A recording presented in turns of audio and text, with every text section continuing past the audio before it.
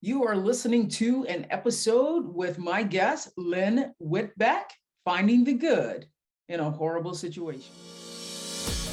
I'm Travia Stewart, and I want to help you move past barriers and obstacles that are preventing you from getting what you want in life. This is Breakthrough.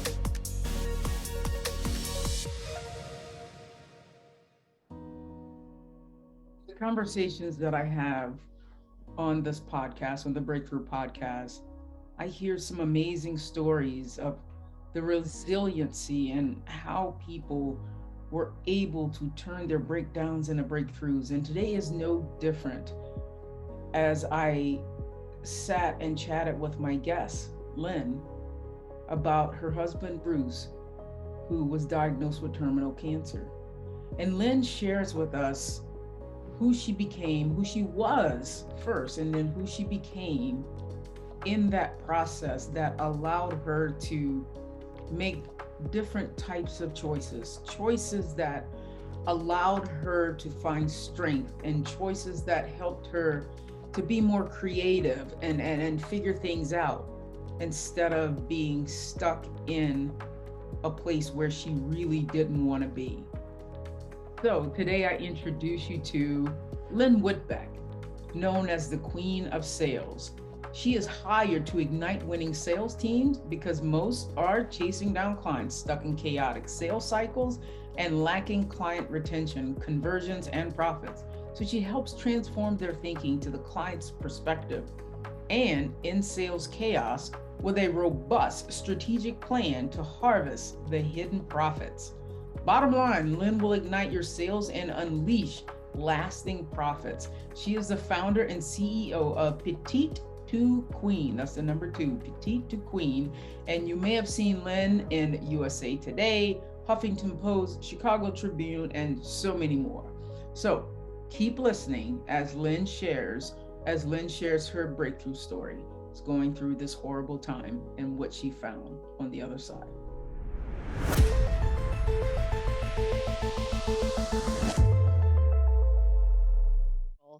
My husband was diagnosed with terminal cancer. And it was probably one of the most darkest, toughest time. His initial diagnosis was 6 months to a year. And I was going like, okay, he's not even going to see our daughter graduate from high school. And it really threw me into a massive tailspin. From what we were planning for our life, sort of this, the next thing, for our daughter going to college. And I have to be really honest. I mean, I just sort of shut down. I went into this 2-week pity party. I could barely function. I was crying. It was like I was stuck, and of course it wasn't helping anyone. And in fact, we hadn't told our daughter yet. We wanted her to go ahead and be able to finish school. And so that was this added burden, and she wasn't sure what was sort of going on, and my husband was really very stoic, but he also he was always very attuned with his emotions as well. But he was using meditation and things like that to try to stay calm through this, this time. And, then we had to tell her, and that was really the most difficult, horrible thing that we had to do, was tell her that her dad, had terminal cancer and might not even make it to see her graduate from high school, let alone be there. And, at one point I probably had Kim Possible on, which was this TV show we used to watch with my daughter when she was young. And I always loved it because she can do anything, right? And I think that was probably playing like a comfort thing. Either that or it was Winnie the Pooh. And I just sort of went, okay, wait a minute. I can't keep wallowing like this. What can I do? What can I change? How can I break through and do something different from where I've been for the last 2 weeks? And I went, I have the power to choose. And it was my choice to go, all right, this was the hand that was dealt. how am I going to play the cards? And my choice was to look for the glimmer of light. Even in the darkest tunnel, there's a glimmer of light.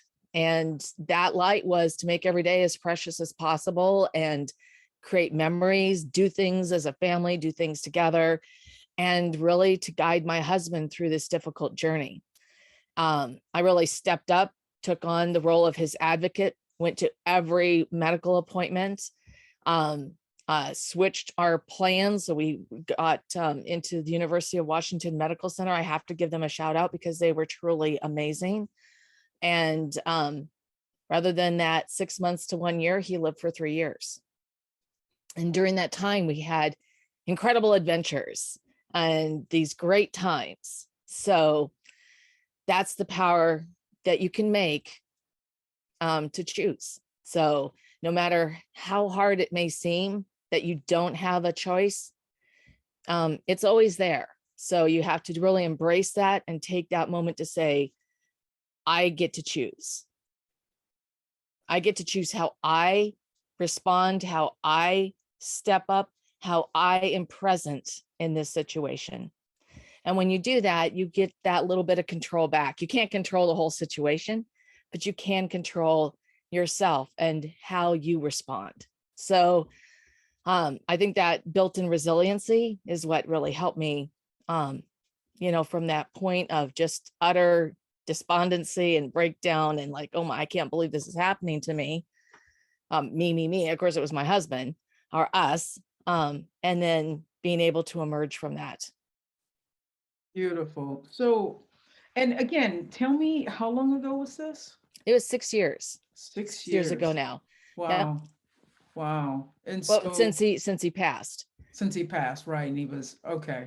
Thank you so much for sharing that so beautifully. And it's you know, being a cancer thriver myself, it's I have empathy for where you were and your whole family, and such a tough place to be. And so, if we could just rewind just a little bit, and I want you to speak to before you became, before you saw the glimmer of hope, before you had the realization that, we should really look through this glimmer of hope. Who were you being when you first recognized, I don't want to be that person, I don't want to keep doing this? Who was that lady?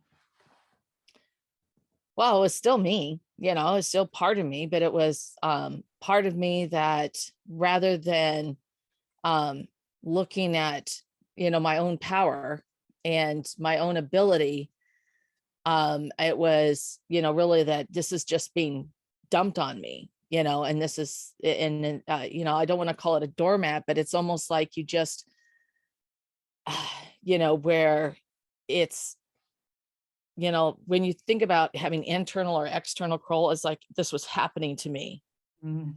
Instead of saying, this occurred, now how can I project out of this or out of what I want to present to the world. So Yeah, I don't know if that makes sense, but that was that moment. It was more yeah, like um it's where you don't recognize that it's literally like it's such a dark place that you don't recognize that you do have that power to choose. yeah, And yeah. um and all of us get there at some point, you Hmm. know. Yeah, And with your cancer, it's just sort of like, oh, how, why, and um it's so, and depending on the situation, it could take you 5 minutes, it could take you 5 yeah, months. For me, it took me about 10 days. But to sort of go, okay, wait a minute, right. That's there a are things really, that I can do. yeah, that was a really quick turnaround, 10 days, especially for something as big as that. For some people, that's a quick turnaround. And so I love that you're speaking to, we have the power to choose. And we absolutely do, right? Because how we see things, how the world occurs for us, the perspective, the beliefs, everything that goes into that whole realm outside of the circumstances, right? Because your husband had cancer. Those were the facts, those were the circumstances. It was how Lynn chose, right? to first deal with it that made it seem like, oh God, poor pitiful me, this has been dumped on me, right? But when you chose to go, how can we make this time the best time for the rest of his life, a great experience? That is a shift in how you are present in every moment. It's not poor pitiful me when he has the cancer, right? But I love how you express that, we do have the power to choose, because every experience in our life, we can choose how we view that, right? Yeah. What was, and I know you can't really speak for her, but like your daughter, when you notice that you changed, that you're like, okay, this is the stance that I'm taking. I was in this broken down place, and this is the breakthrough I had. Was it obvious to like your daughter that, oh, mom is dealing with this differently? Who is okay? I'm gonna take a note from her. Well, and I think part of it also was being able to break through was the fact that we told her, that what Mhm. was going on. And so then that sort of burden of secrecy, because Yeah. we were always very transparent with everything, was gone. Okay.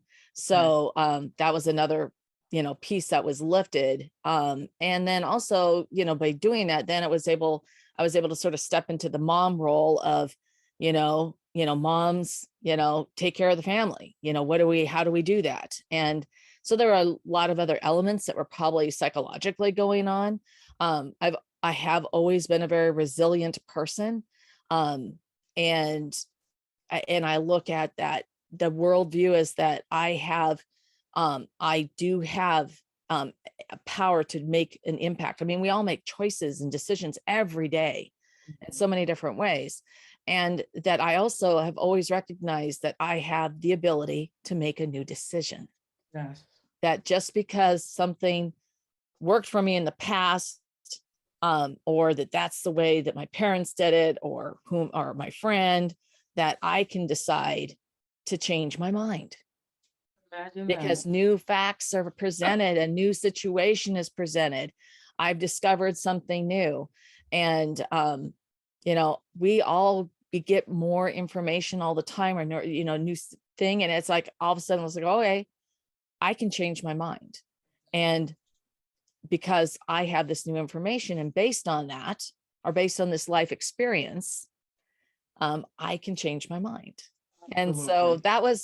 I think that because of that, that also helped me through that time period and get to the other side. And then once I reasserted that part of me, I just went like into action. It's like, okay, so we got like second opinions, we got, and I Yeah. started working on getting our medical piece changed. I went, like I said, I was his advocate at appointments. I was very aggressive. Yeah. And if they didn't do what I thought was necessary, I would just say, I want it in our after visit report that we've requested this and you've refused. Yeah. And I would not leave the office or the room until they would cave. They always would cave. Do more tests, do scans. And it was a little, honestly, I was always right that something else was going on, Yeah. and that they would discover because, oh no, we don't need to do these extra tests, because we were in one of the HMOs, moniker group death, the other one, kill me now, whatever they're called, because they don't, it's like, it's great if all you're going in is to get your flu shot or whatever, but you really get sick, they don't want to spend money on you. I'm sorry, but Yeah. you know, No, I get it. and so, but doing that and being that advocate and being assertive on that way, I really felt that I was making a difference and I was having Yeah. an impact. And then, Yeah. the things I was doing to take care of him, to take care of my daughter, and start putting things in order. I started making sure all of our finances, all those things were all in order. Everything was done. So that when it came time for Bruce, my husband, to pass, that it would be easier, Yeah. and so that ability to take action and plan Yeah. was actually, um, it, it, it just gave me purpose.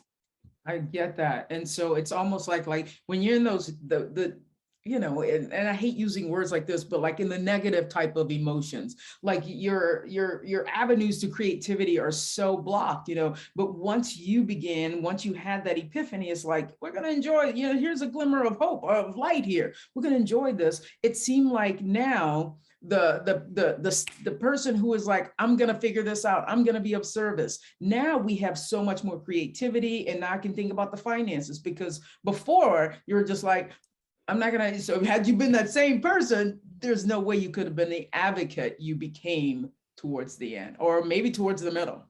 Oh no, I was right in the beginning, because it was only, 10 literally it was like days. two, yeah, True. Yeah. and it's so, and and I'm not going to say I immediately stepped into this superwoman role, and that's just stupid anyway. I mean, but I stepped into taking a more aggressive and active part.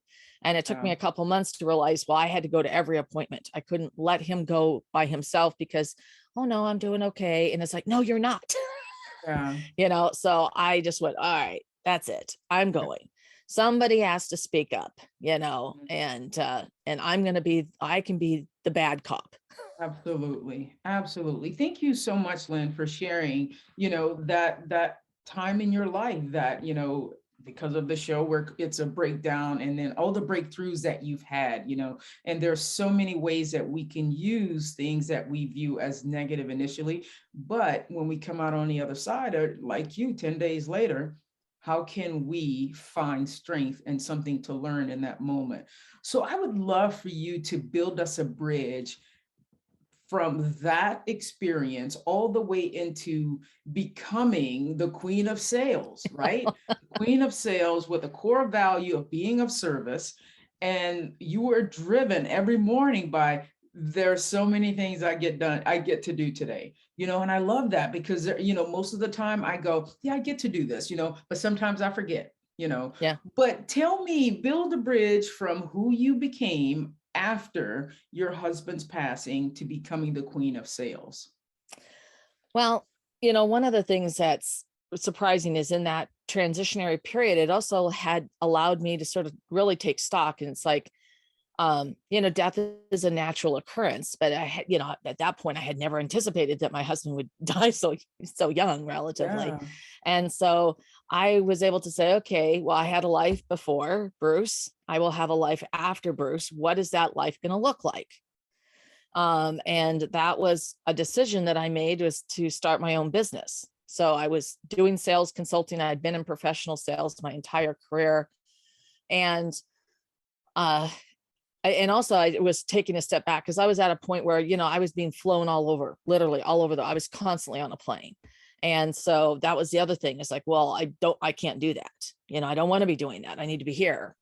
And so, and I did a little bit of travel that first year, but then I just went, I had to really curtail that. And so I decided I'm going to do something different. What is that going to look like?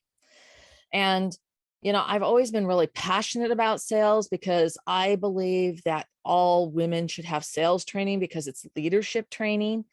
Everything you need to learn to be a great leader, you learn in sales: how to negotiate, how to work with difficult people, how to, work with people who have just different styles, how to make sure that you're following up, how you're communicating clearly, how you build relationships, all of those things that matter in our life and in our career.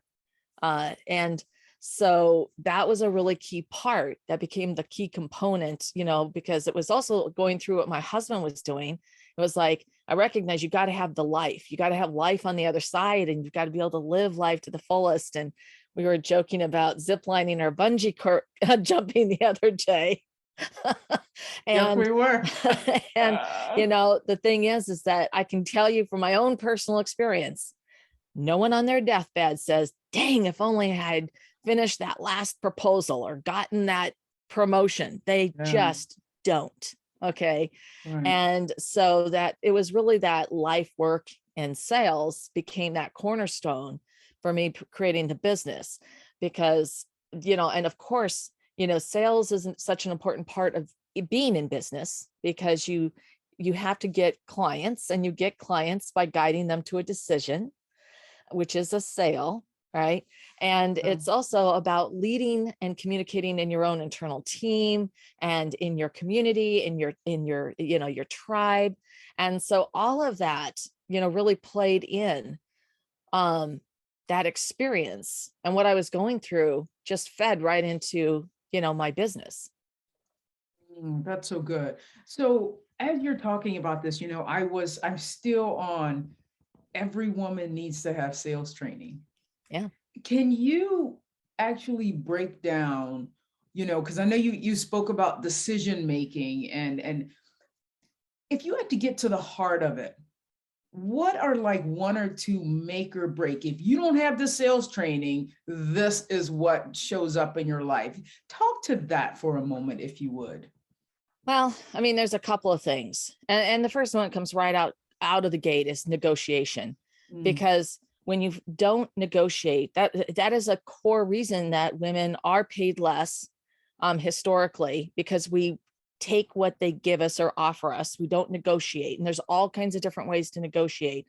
It's almost like we don't feel comfortable negotiating. And so that is such an important skill, because we negotiate every day. You could be negotiating with your kids what they're going to eat for dinner. yeah. I mean, we negotiate all the time. And so it is absolutely a core leadership skill, and it's a career skill, because when you negotiate, you're going to earn more money, and that's a lifetime of earning more money, Yeah. better benefits, whatever it is you negotiate, right? And I mean, that's just one piece of, the pay gap, but it's an important piece. And you have the power by learning key negotiation skills. And there's some great training that's available, so that, you know, that you can help and empower yourself. Right. Yeah. So that's one thing. The second thing is that in sales, and certainly my sales philosophy and methodology, is everything starts with the thinking like the client. And what that means is you're literally putting yourself in the other person's shoes, that walk a mile in the other, really look at it from their perspective, from their prism. And when you do that, you can understand more of what's going on for them and in their world, in their environment. So that then, rather than you're trying to, well, this is what I have, and you need to buy what I have. Instead, it's like, well, this is what you need. This is what you want. This is how it's going to benefit you. So you can. And you flip it so that your client really, and this is not just like in sales. I mean, this is if you're negotiating with your boss or a peer member or your family again. It's like thinking that through so that you understand that perspective, and you can reframe what you're doing so that it makes sense to them. Mm, And that's a incredibly valuable skill. And that is a skill that you use throughout your relationship with anyone, with another human being. yeah. And when you put yourself, where are they at right now? What's going on for them? What do they want, need, or lack? How is this going to serve them, benefit them, solve a problem, address a concern, so they can what? And when Yes. you really think that through, then you can sort of like, okay, all right. So, even like I'm telling you, negotiating with your kids to do their homework, you think Yeah. about that, so they can, you Hmm. know, so they can go to that dream school, I mean, Yeah. whatever it is that whatever they aspire to. I mean, you can, just by doing that, then they can see the vision and they can put themselves in that vision. Absolutely.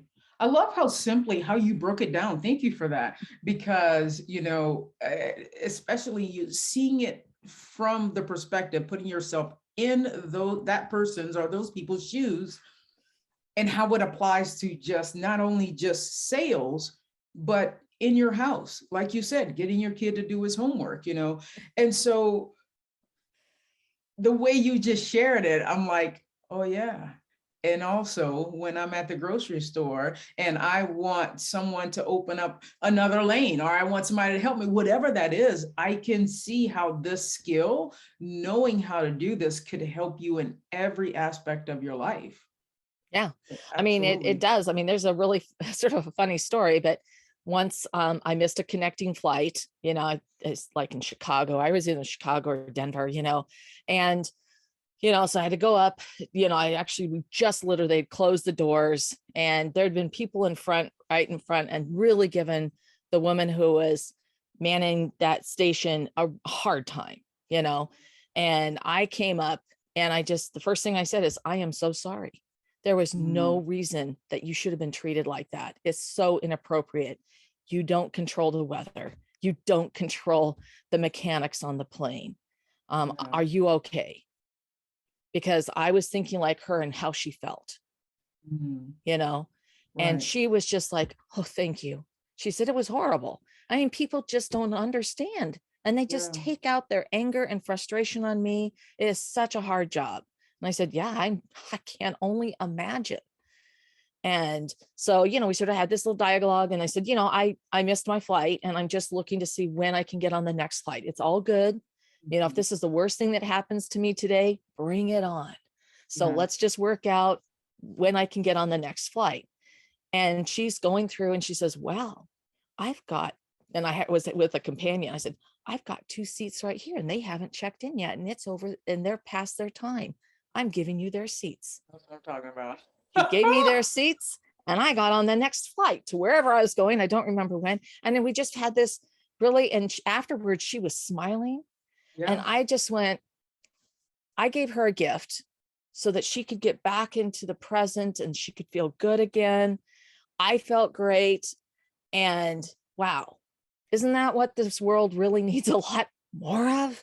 Absolutely. And so that in that little moment, I created an impact for her. And I actually got something in return. Not that that was what I was doing. I wasn't doing that for any reason because it was Mhm. literally, if this is the worst thing that happens to me, so be it. Yeah. I Yeah. mean, I've been through worse. So True. Very true. Wow. Well, Lynn, so I love that example that you just gave us. If you were going to leave my audience with the most important advice you can ever give them based on being such a sales queen, what would that one or two things be? well, the number one deadly sin of sales is failure to follow up. And this happens Mm, in every aspect of our lives. And it doesn't matter if you work a day in sales or you ever work at all, you know, yeah. because you need to follow up on all kinds of different things. And when Mhm. you fail to follow up, you miss out on those opportunities. And so you have the ability to take charge of the relationship. And that's going to be the DNA of who you are and how you show up. And Mm, so that requires follow up and that you yeah. check in and you do it where you lead with value, and that you're doing them, the service to get the information that you need and whatever it is. This does not have to be sales, Mhm. but it's follow up is absolutely vital, and following up where you are delivering value. That's so important, Mhm. and especially in sales, that is very important Yes. so that you can move the conversation. And by following up, you can move whatever the conversation is that you need to move forward. Yeah, I love that because that could even, I mean, yeah, it's sort of like a given when you say follow up, especially if it's a client, but you can follow up with the kid now did his homework and it's, you're checking it and now we're rewarding him with the, attaboy, way to go, whatever that thing is. And so that he knows that these weren't just words that you were speaking, you followed up to make sure completion. And it's almost like you tie a nice little bow around it, right? Yep, I, absolutely. I You can love be that. following up with your girlfriend that you're going to be meeting for dinner, you know, Yes, yes, on the yes. weekend, right? Yeah. So, and that just like, oh yeah, it's like, oh gosh, I forgot that we were doing that. And, yes, yes, yes, we're still on. I'm adding it to my calendar right now because I forgot to do it when we talked last week, Mhm. whatever that is. And to your point, it's like, okay, we're ready to, get the latest Loki episode started. Have you finished your homework? Yeah. Yeah. How's it going? Do you need any help so we can just tidy that up and move on to the next thing? Perfect. Perfect. So, Lynn, as we wrap up now, will you briefly tell us and share with us what is the work that you do with people, and then also how can they find you if they want some of that work? Absolutely. Thank you, Travia. So business Absolutely. owners and entrepreneurs hire me because most are stuck in a chaotic sales cycle. They're chasing down clients and leads and conversions, and they are looking for that solution so that they can build profit, and build recurring revenue and great relationships so that they can have an impact for their clients in their life, in their business, and in their communities. And so that's what I do. And you can reach me at lynn@petitetoqueen.com. Of course, that's our website, petitetoqueen.com. And I'm all over the place on social, Yeah. on LinkedIn and yada, yada. Okay. As Petite to Queen? And primarily as Petite to Queen. LinkedIn, you can look there, but you can also look for me. Okay, perfect. And all of these links will be in the show notes, I promise. And just one last thing. I want our audience to know that Lynn is offering a free masterclass. Can you talk about that masterclass briefly so that people be like, what's a masterclass? What's you doing? What's happening? And this masterclass is specifically designed for entrepreneurs and business owners. And it's how to leverage guest podcasting to grow your business. And so here I am, I'm guest podcasting. Yes, you are. Because when you do that, you have the ability to let other people know what you're doing and who you are and what you're about. They can really make a genuine connection, and they can sort of say right off, like, well, I sort of like her. I want to learn more. Yeah. And the other things, I get to borrow the ethos of Travia here and her audience. Woo. I create a very valuable sales asset that I can use in my follow-up with potential clients. I can create incredible SEO because I'm going to share the episode far and wide and add the backlink to my website. And podcasts, unless a host actually takes it down, they live forever. Yeah. Somebody Googles your name and pages and pages come up. They will when you look at me. And so guest podcasting is just an incredibly great way to establish rapport with the audience and to get the word out about what you're doing and give yourself some incredible credibility and make those connections. Perfect. So Lynn, thank you so much. Thank you for sharing your breakdown to breakthrough story with us. And thank you for all these valuable tips of how we can use sales and not even look at it like sales, but negotiation in every walk of our life. So Thank you so much for being on the podcast today. Travia, thank you so much. It's been a pleasure. Yes, it has. Thank you so much for listening to the podcast, and I hope you're finding this information valuable and helpful to help you create your best life to break through those barriers. If you're enjoying this podcast, I would love it if you would like and subscribe to Apple Podcasts or wherever you get your podcasts, whether that's on Spotify or Google Playlists, and also on my YouTube channel. If you like seeing the videos of these podcasts, please click below to the subscribe button so you don't miss an episode. All right, my peeps, take care.